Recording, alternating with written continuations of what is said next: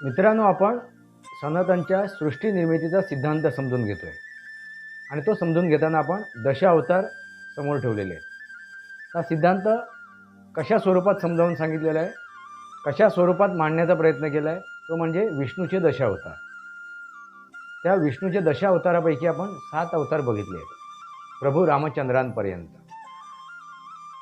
मित्रांनो, आज सुद्धा आपण प्रभू रामचंद्रांच्या अवताराबद्दलच बोलणार आहोत, त्या सिद्धांताबद्दल बोलणार आहोत। मित्रांनो, सिद्धांत कशा स्वरूपात आहेत तर प्राण्यांच्या, वनस्पतीच्या व पक्ष्यांची म्हणजे सृष्टीची जी निर्मिती झाली त्याचं स्थित्यंतर कसं घडत गेलं ते आपण समजून घेणार आहोत, ते समजून घेतोय आपण। आणि आज आपण रामचंद्रांचा विषय घेतोय, हाताळतोय, कारण आपण प्रत्येक वेळी काय म्हणतो, रामराज्य यावं, रामराज्य यावं असं आपण का म्हणतो, याच्या मागचा उद्देश काय, उद्दिष्ट काय हे आज आपण समजून घेऊ। मित्रांनो, माझ्या ह्या सनातनी वास्तव या माझ्या यूट्यूब चॅनलला सबस्क्राईब करा, बेल आयकॉन दाबा, माझे विचार पटत असतील तर लाईक करा आणि आपले विचार कमेंट बॉक्समध्ये द्या। आणि आपल्याकडे काही माहिती असेल तर तीही तुम्ही कमेंट बॉक्समध्ये लिहू शकता।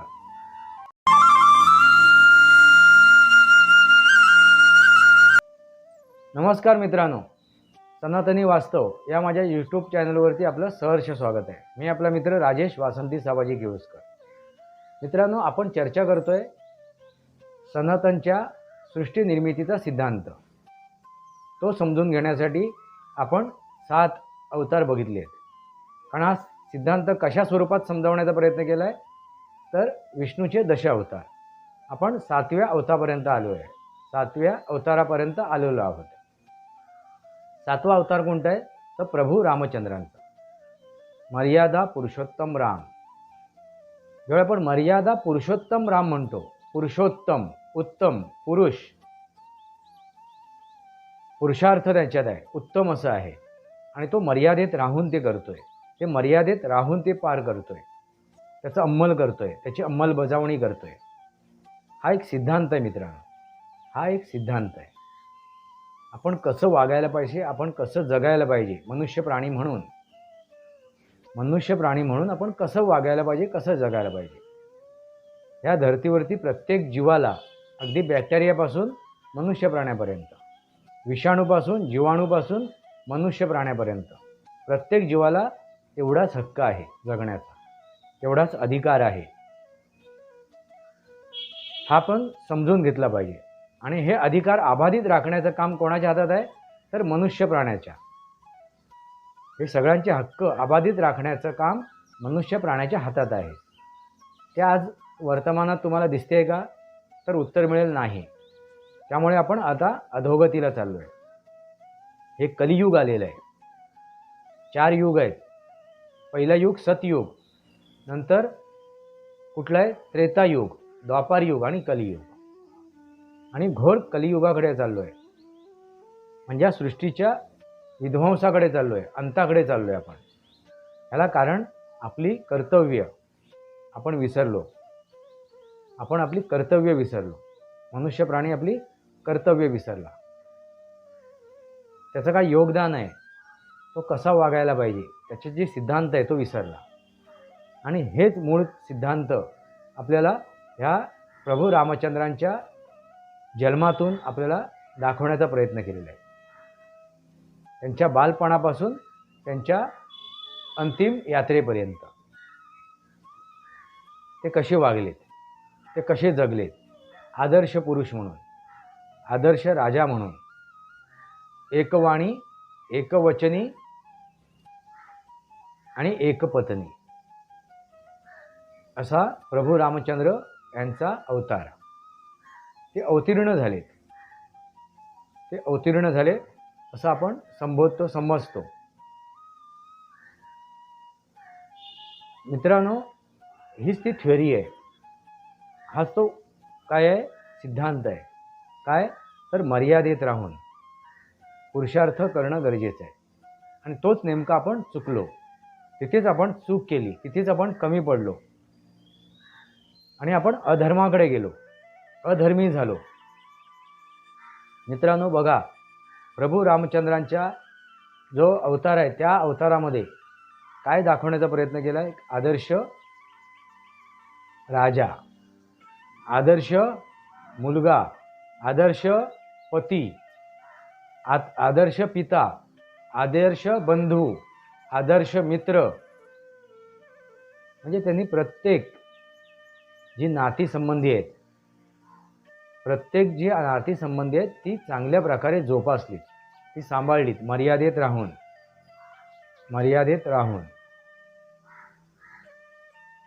प्रत्येक ठिकाणी त्याने आपला आदर्श ठेवला.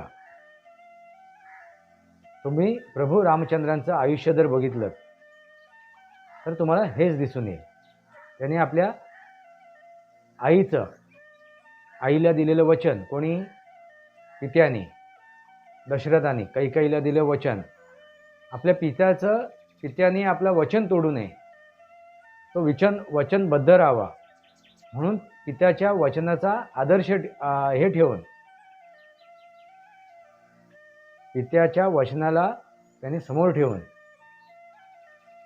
कैकेयी आईची इच्छा पूर्ण केली. काय तर 14 वर्ष वनवास भोगला त्याने. सिंहासनावर जाऊन बसले नाही ते. सिंहासन त्यांनी ग्रहण नाही केलं तर ते वनवासाकडे गेले. मातृदेवो भव पितृदेवो भव. आपण फक्त म्हणतो आदर्श, हे थ्योरी, हे सिद्धांत आपण पाळत नाही. त्याच्यामुळे ही वेळ आलेली आहे. आणि आता आपण काय म्हणतो? रामराज्य यायला हवं, रामराज्य यायला हवं, कारण हा सिद्धांत आहे.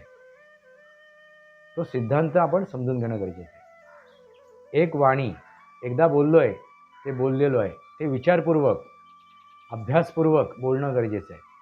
उचलली जीभ लावली टाळ्याला नव्हे. एक वचनी, एकदा वचन दिलं तर ते पाळलं पाहिजे.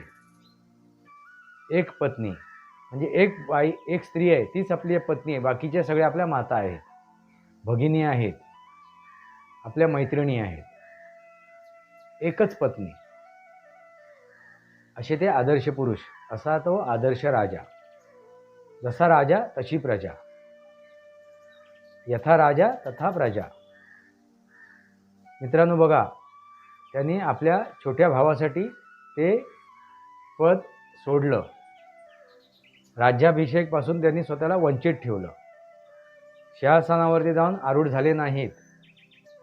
आपल्या आईच्या इच्छेखातीर. आपली आई कोणती? तर सावत्राई, जी त्याच्या सख्या आईपेक्षा, कौसल्यापेक्षा, ती कैकेयी, भरताची आई, त्याच्यावरती, प्रभू रामचंद्रांवरती प्रेम करत होती. पण ही कसली ही होती? हे कशामुळे घडलं? तर विधिलिखित, विधीने जी लिहून ठेवलेलं आहे, त्या विधिलिखित ज्या गोष्टी आहेत त्यानुसार ही गोष्ट घडत होती. आणि हे जाणून होतं, हे उमजून घेतलं प्रभू रामचंद्रांनी.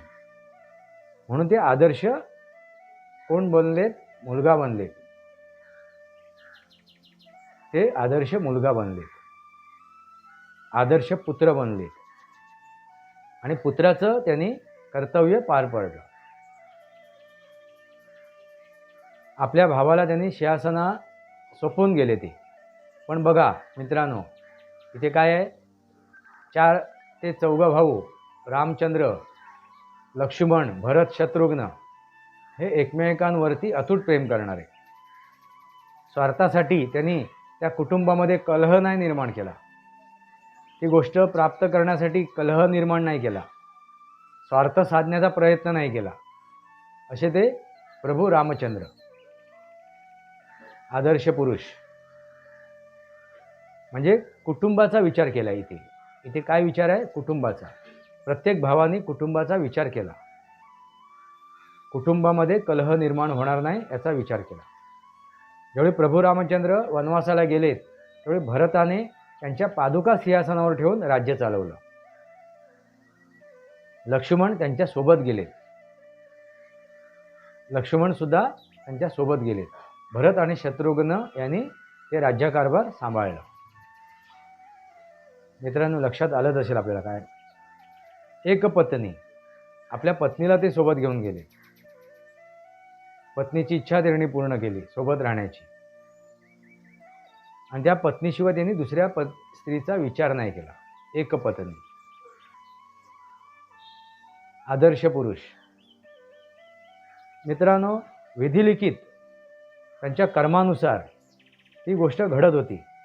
नीतीने, नियतीने जे लिहून ठेवलं आहे ते का लिहून ठेवलं आहे, का घडत होतं, तर त्यांना आतंक संपवायचा होता, अतिरेक्यांना संपवायचं होतं. ज्याला आपण आतंकी म्हणतो, अतिरेकी म्हणतो, तसं अतिरेक होतं एखाद्या गोष्टीचं. ते असुर, राक्षस आपण ज्याला म्हणतो, दानव ज्याला म्हणतो, तेच ते अतिरेकी. आता जे अतिरेकी आहेत आणि त्यावेळीचे अतिरेकी याच्यात काय फरक नाही.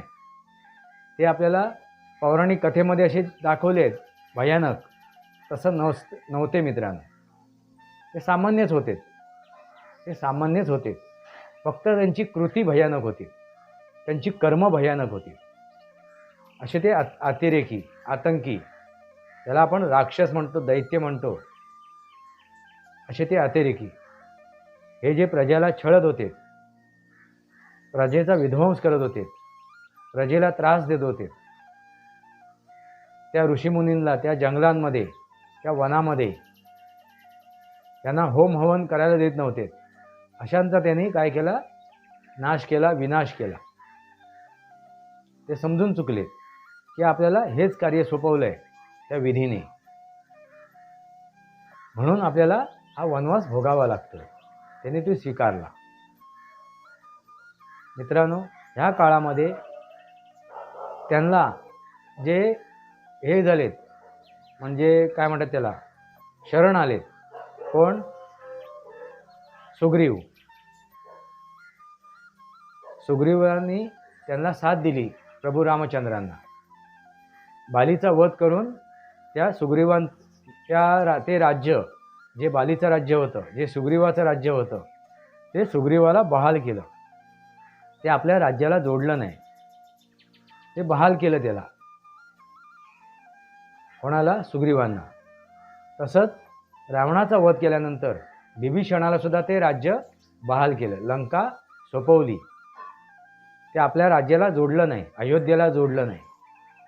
म्हणजे काय? ते राज्य विस्तार करायला गेले नव्हते, ते आपल्या राज्याचं विस्तार करायला गेले नव्हते. प्रत्येकाने आपापल्या आयुष्यात आपापल्या परीने जगावं. पण ते कसं जगावं? तर प्रामाणिकपणे जगावं, धर्माने जगावं. आणि त्याने अधर्मियांचा नाश केला, अधर्मियांचा विनाश केला. एक आदर्श पुत्र झालेत, आदर्श पती झालेत, आदर्श पितासुद्धा झालेत, आदर्श राजासुद्धा झालेत, आणि आदर्श प्रभूसुद्धा झालेत. कारण त्यांचे सेवक भक्त कोण? हनुमान, वीर हनुमान. त्यांचे सेवक भक्त म्हणजे आदर्श प्रभूसुद्धा झाले. ते त्यांनी प्रत्येक ठिकाणी, प्रत्येक काळ, वेळ, परिस्थितीनुसार आपला आदर्श सांभाळला, मर्यादेत राहून. मर्यादा पुरुषोत्तम राम. म्हणून आपण काय म्हणतो? प्रभू रामचंद्रांचं राज्य यावं, ते राज्य यावं. तर ते कसं असावं राज्य? तर एक वाणी, एक वचनी आणि एक पत्नी. हा काय सिद्धांत आहे मित्रांनो, हा एक सिद्धांत आहे. हा सिद्धांत समजून घेणं गरजेचं आहे. आणि हा न समजल्यामुळे आपण घोर कलियुगाकडे आलो आहे, घोर कलियुगाकडे आलो आहे. आणि मनुष्य प्राण्याने विध्वंस करायला सुरुवात केलेली आहे, विध्वंस करायला सुरुवात केलेली आहे. कितीतरी जीव जंतू नष्ट झालेत या पृथ्वी तलावरून. कितीतरी प्राणी पक्षी, कितीतरी वनस्पत्या या पृथ्वी तलावरून नष्ट झाल्यात, कितीतरी प्रकारचे, कितीतरी पेशीज नष्ट झाल्यात. हा करणारा कोण आहे? तर एकमेव प्राणी म्हणजे मनुष्य प्राणी. आणि हे मनुष्य प्राण्याला सांगण्यासाठी, समजावण्यासाठी, मार्गदर्शन करण्यासाठी हे काय आहेत? सिद्धांत आहेत. हे दश सिद्धांत आहेत. आता आपण घोर कलियुगाकडे चाललेलो आहे. विनाशाकडे चाललो आहे, अंताकडे चाललो आहे. परत एकदा काय येणार आहे? सतयुग येणार आहे.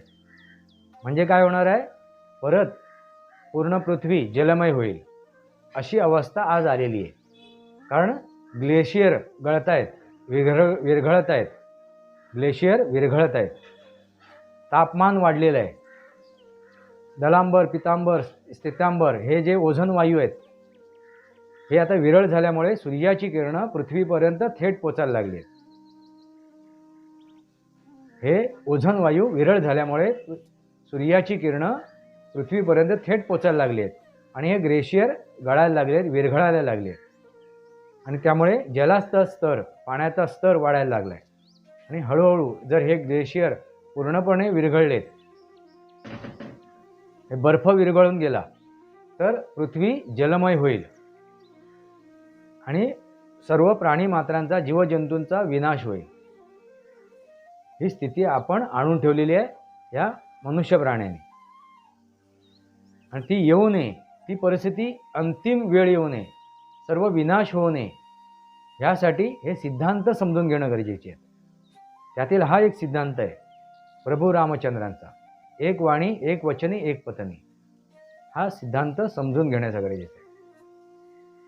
म्हणून आपण काय म्हणतो? रामराज्य यावं. रामराज्य येण्यासाठी एक वाणी, एकदा आपण बोललोय, बोलताना विचारपूर्वक, अभ्यासपूर्वक बोलायला हवं. धैर्य ठेवून बोलायला पाहिजे. काम, क्रोध, लोभ, मोह, मद, मत्सर ह्याचं षडविकारामध्ये रूपांतर होऊ नये, तर आकारामध्ये राहावं.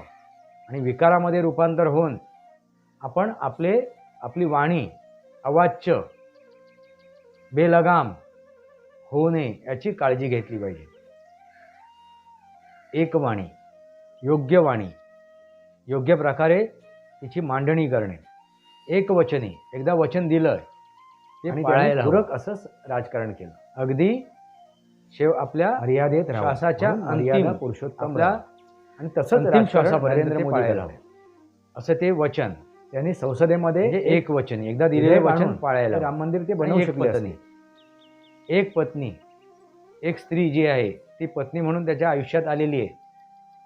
त्याच्या व्यतिरिक्त ते आपल्या भगिनी आहेत, आपल्या माता आहेत, आपल्या मैत्रिणी आहेत. हा आदर्श म्हणजे हा सिद्धांत आपण विसरलेलो आहेत, म्हणून ही अधोगती आलेली आहे.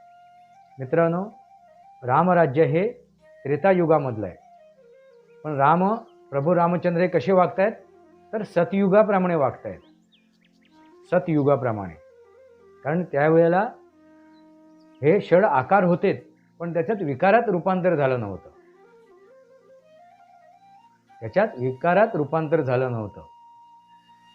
म्हणून सगळीकडे सतयुग होतं. प्रत्येकजण आपापलं आयुष्य जगत होतं. जलचर, भूचर आणि उभयचर. म्हणजे मत्स्य स्वरूपापासून कूर्म स्वरूप, वराह स्वरूप ह्यापर्यंत हा सतयुग होतं. पण त्याच्यानंतर हळूहळू काय झालं? कलियुगाकडे आपण वळायला लागलो. म्हणून नरसिंह अवतार घेऊन एका असुराचा वध करावा लागला. असुराचा म्हणजे ज्यांनी असुरक्षितता होऊन काय करायला लागलाय? तो अतोनात नुकसान करायला लागलाय, समाजाचं नुकसान करायला लागलाय, अशा एका व्यक्तीचं. त्यानंतर वामन अवतार घेऊन त्यांनी अहंकार काढला बलिराजाचा. आणि हळूहळू परशुरामाने बेलगाम झालेल्या क्षत्रियांचा अंत केला. आणि अशा नंतर प्रभू रामचंद्राने एक राजा म्हणून, या समाजाचा एक द्योतक म्हणून, राजा कसा असावा, राजाचा आदर्श कसा असावा हे दाखवून दिलं. त्याच्यानंतर कृष्णयुग आहे, द्वापर युग आहे. पण राजा कसा असावा, त्यांनी राज्य कसं करावं, आपल्या रयतेचं संरक्षण कसं करावं, आपल्या रयतेसाठी कसं झटावं, फक्त आपल्या कुटुंबाचाच विचार करू नये, तर रयतेचा सुद्धा विचार करायला पाहिजे. फक्त कुटुंबालाच पुढे आणू नये, कुटुंबालाच प्रोजेक्ट करू नये, हे दाखवण्याचा प्रयत्न केला. रयतेसाठी त्यांनी आपलं आयुष्य पणाला लावलं. असे आदर्श पुरुष कोण? प्रभू रामचंद्र. मित्रांनो, हा सिद्धांत तुमच्या लक्षात आलाच असेल, त्याच्या मागचा मथित अर्थ तुम्हाला लक्षात आलाच असेल. कसे आहेत ते? एक आदर्श पुत्र आहेत, आदर्श पिता आहेत, आदर्श पती आहेत, आदर्श मित्र आहेत, आदर्श कोण आहेत? भगवान सुद्धा आहेत, परमेश्वर सुद्धा आहेत. आणि ते आदर्श भगवान परमेश्वर असताना काय दाखवलं त्यांनी? हनुमंताला एक भक्त म्हणून त्यांनी त्यांचं कसं हे केलं, त्यांच्यासोबत कसे व्यवहार ठेवले, हे दर्शवलेलं आहे. आणि समाजासाठी त्यांनी काय करायला हवं, राजा कसा वागायला हवा, हे त्यांनी आपलं सुग्रीव आणि विभीषण यांना राज्य देऊन, यांना ते राज्य बहाल करून त्यांनी ते दर्शवलेलं आहे. आपल्याला जो शरण आलेला आहे त्या शरणागताला आपण कसं सांभाळायला हवं, कसं त्याचा आदर केला पाहिजे, हेही दाखवलं आहे त्याच्यातून शरणागताला. आणि जातीविषयक कुठलाही भेद नसावा म्हणून त्या शबरीची उष्टी बोरंसुद्धा खाल्ली. उच्च नीच नाही आहे, कोण महान नाही आहे आणि कोण लहान नाही आहे, कोण महान नाही आहे, कोण लहान नाही, कोण नीच जाती नाही आहे, कोण उच्च जाती नाही आहे, हे दर्शवण्याचा प्रयत्न केला. जटायूसारख्या त्या पक्षाला त्यांनी काय दिलं? सद्गती दिली, हे दाखवण्याचा प्रयत्न केला. या पूर्ण त्यांच्या चारित्र्यातून असे चारित्र्यवान प्रभू रामचंद्र. आणि यांचं राज्य यावं अशी जर आपली इच्छा असेल, ते राज्य यावं, तर प्रत्येक मनुष्य प्राण्याला त्याप्रमाणे वागायला हवं. शासन आणि प्रशासन यांच्यासोबत नागरिक हा त्रिवेणी संगम आहे. त्या देशाचा भविष्य घडवण्यासाठी शासन आणि प्रशासन, फक्त राजा नाही ती गोष्ट घडवत किंवा ते प्रशासन नाही ठरवत, शासन आणि प्रशासनच नाही करत, तर नागरिकांचंही योगदान आहे, त्यांची कर्तव्य त्यांनी समजून घ्यायला पाहिजे. तरच हे काय प्रभू रामचंद्रांचं जे राज्य आहे ते आपण अस्तित्वात आणू शकतो. आता अयोध्येमध्ये राम मंदिर उभारणीला येते आहे.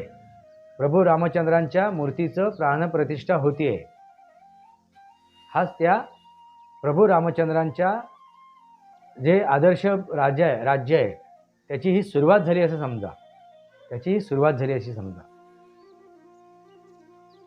सनातनी वास्तव या माझ्या यूट्यूब चॅनलला सबस्क्राईब करा, बेल आयकॉन दाबा. माझे विचार पटत असतील तर लाईक करा, आपले विचार कमेंट बॉक्समध्ये लिहा. तुर्तास इतकंच. भारत माता की जय. वंदे मातरम. जय भारत, जय महाराष्ट्र, जय सनातन.